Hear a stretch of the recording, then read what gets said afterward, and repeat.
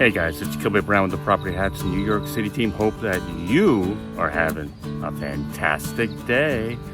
So we're gonna break outside, go to the park today, and try to give you just a little update on some of my thoughts. It's Sunday afternoon on the 28th of June. It's kind of a steamy, sweaty, humid kind of day, but that is June in the New York City area. So coming to you from the border of Jersey City Heights, and this past week in New York City, real estate has opened up, and I just kind of have a couple questions for you. And I guess my main question for you is, what questions do you have? There's a lot of data out there, where the market is going. I know that a lot of inventory in New York City that has been built in the last number of years have really been high-end luxury condos. So there is a glut of condos on the market in New York City.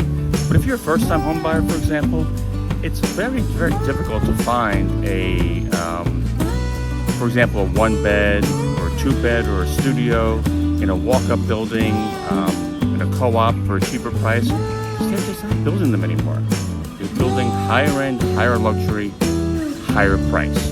So while there is a glut on the market in New York City in terms of inventory, it's not the glut that you want. It's really on the upper luxury end. So in terms of discounts for pricing, the biggest discounts are coming off the new developments, high-end luxury new developments, not exactly the starter home.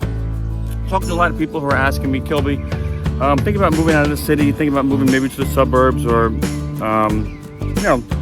the surrounding suburbs, Jersey City or Long Island or Westchester. A couple things that are going on nationally. Numbers that came out are there still is a housing shortage nationally.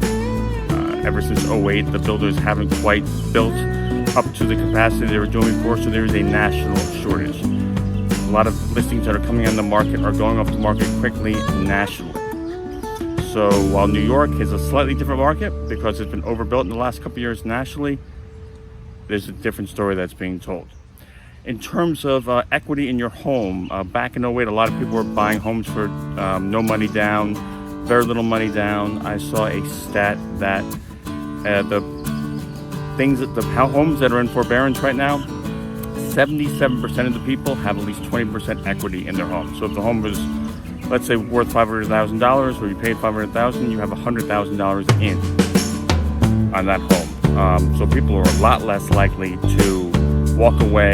They'll basically do whatever they can to hold on. We're back in 2008.